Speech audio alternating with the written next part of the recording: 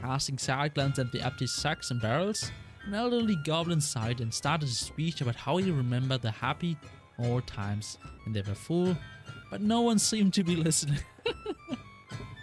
As the old goblin rambled on, another goblin slurring his words invited us to the next party in their village, and, the many false starts, gave us directions on how to reach it. A dubious honor, indeed, but as useful bit of information. After that, a sudden merry ghost stumbled away, burping and licking their fingers happily. Ah, very interesting. I feel a little abused. I feel a little dirty. I feel like I need a shower.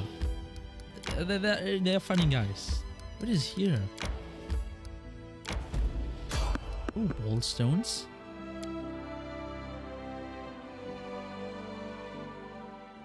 Yeah, cool.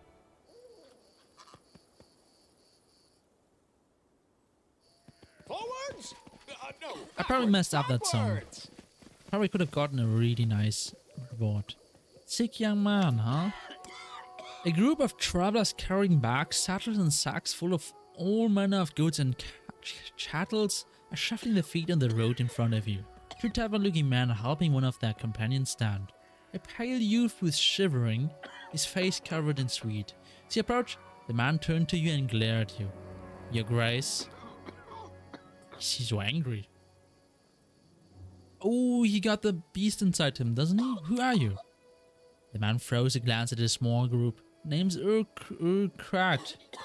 These here are my companions. We came from the village of Lurvik, and we are traveling to Gold in search of protection. For protection. Judging by your bags, you're not just traveling, you're on the run. You see a change in Urak's eyes, and he gives you a cold, even wicked look. And if it were so, your Grace, it's more risk to stay in the barren than go into the wilds. For you folks turned to pieces in our village, and even more were slain by the beast that came out. Guard has to be safer, they say, and they say we go see for ourselves.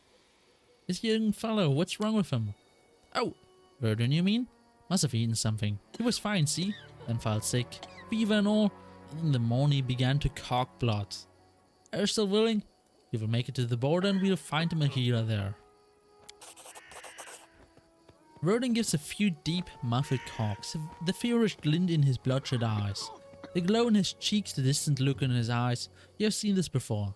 This is what the unfortunate servant looked like moments before a monster erupted from his body. Fuck. There's nothing you can do for Verdun. His signs are like the others afflicted.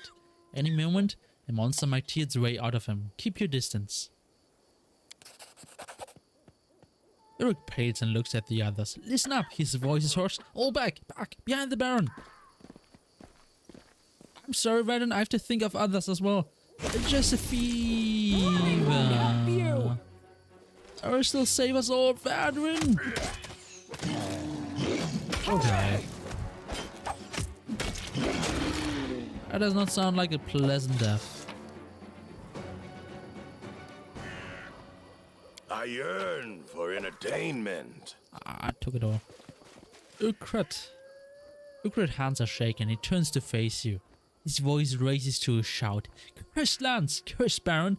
It's all your fault. Verdun died because of you. We are all going to die because of you. Very good. You cannot imagine the pain that fills my heart with each life lost.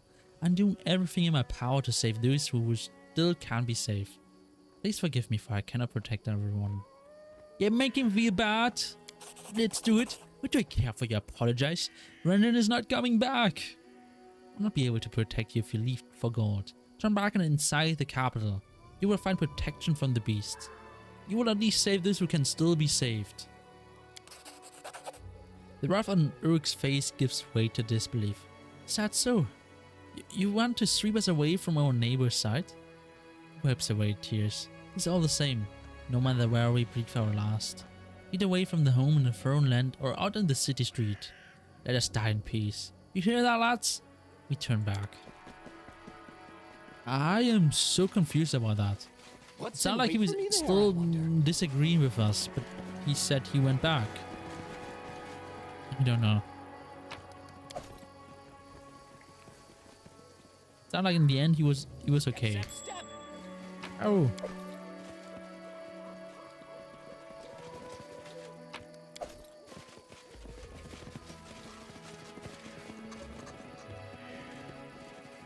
I'm sorry I couldn't save the other guy.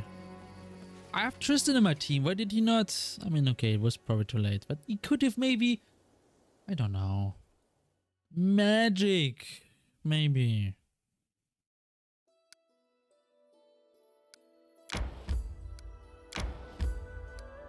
Need to discover this here. This is just a tiny little nook. Let's go to the Lonely Barrel first. Lonely Barrel.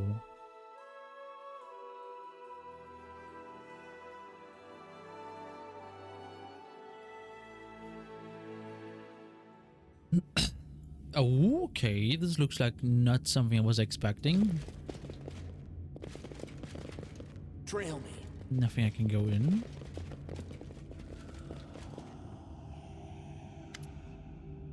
What is this? In the dim light, you came across a group of armed men with swords and bows. Two of them are squatting near the body of a halfling. Spotting you, one of the men stands up and regards you with a crooked sneer. Well now, man, look, a corpse that doesn't know it's dead yet. What do you come to loot to the place? What? What? You came to loot the place? The leader bares his teeth. You're too late. We were here first and we are keeping what we found. We are scholars, see? This is our find. Barry looks at the bandit, then the corpse at his feet. She reaches for a weapon. Dirty marauders. We cannot let them go. Who are you and what are you doing here? Can't you see for yourself? Researchers. We are researching. The script now? Everything fine. Why? We give to the poor. The leader chuckles and the other bandits join in. We're here on a job, you see? This one's here hired us. The leader nods at the halfling corpse on the floor. Needed help to get into the ruins. And we were like, why not? He clicks his tongue sadly. What a shame. Soon as the little one showed us the way in, he became ill. Must be excitement, I bet. Such villain. You murdered a man who trusted you, and now, to cap it off, you dare to utter threats against the legitimate ruler of these lands? Short of it is, the crypts are fine. We deal with the traps ourselves and start researching right away. The man nods at you and nods at the exit. And you better be leaving before you catch something. This guy has so much balls to just deal with someone that supposedly killed a fucking Stark Lord who ruled the entire stupid region and is now a baron. And he's just like, here, I will kill you, you're dead, and then I have no fear. What? This guy lives like under the rock. What is this place? Gang leader stares at you baffled. Should I? We just pry the doors open, then we will see who's buried there and how much gold's with them. There's some markings on the pillars over there. The bandit points towards a massive column. Also that halfling idiot wouldn't shut up about some old book. Satisfied? I get why you still can.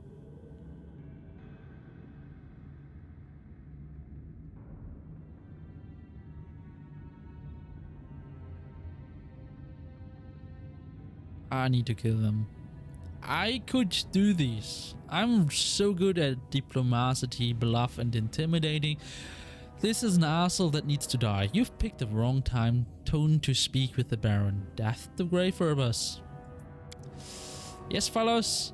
I will be your grave now. Shouldn't have gotten tough with me and the Baron. Let us cleanse your lands of the filth. We see who dies today. This guy is just so stupid. I have never seen someone more stupid than this one here.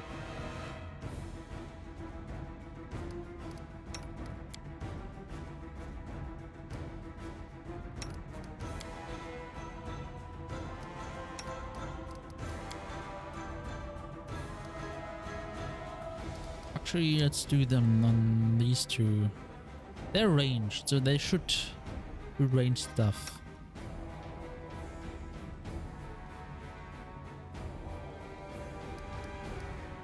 Oh, she got one too? Fine. Don't care.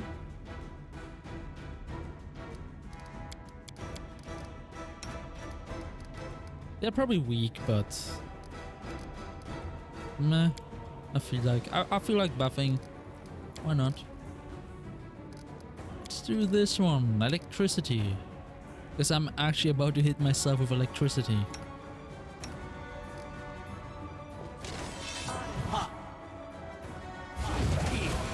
Oh, nice buff. Onwards! Did you seriously have that much of a mouth against someone that just one-tapped you with a single spell? What did I use my spells for this? If I'd known they were so weak, I would have done more.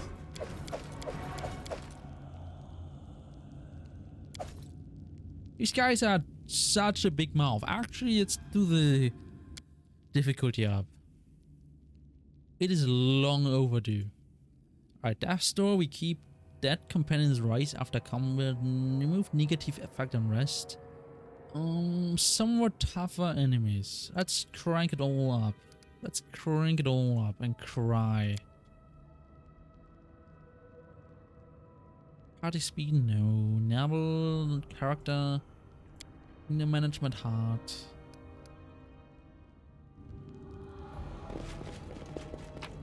What's the worst that will happen? Nothing. Torn book.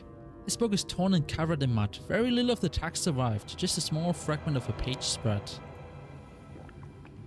And this phenomenon is quite similar to what transpires in the Stonelands, a place the local populace refer to as the Ghost Stone. This is a hill surrounded by forest and crowned by a gigantic stone. The people say that at night the hilltop emanates bright light, while the hill itself is shrouded by a thick fog swarming with eerie, sinister shadows. The stone has resided at the hilltop since times immemorial, and those who could have recounted its tale or read the dead language of its inscription have long passed away. However, possessing a most intimate knowledge of the history of Aviston, I can claim with full certainty that it is one of those places where the veil separating the planes of existence grows especially thin. It is for this reason that portals to other worlds open in such place, through which all manners of mysterious creature can travel. The folk tales show overwhelmingly evidence of this. The fog, the strange shadows, the noise, the Stonelands abound with such legends like no other part of this world. But for the dangers that await the would-be explorer in this wilderness, it is exceedingly difficult to investigate such accounts with due rigor.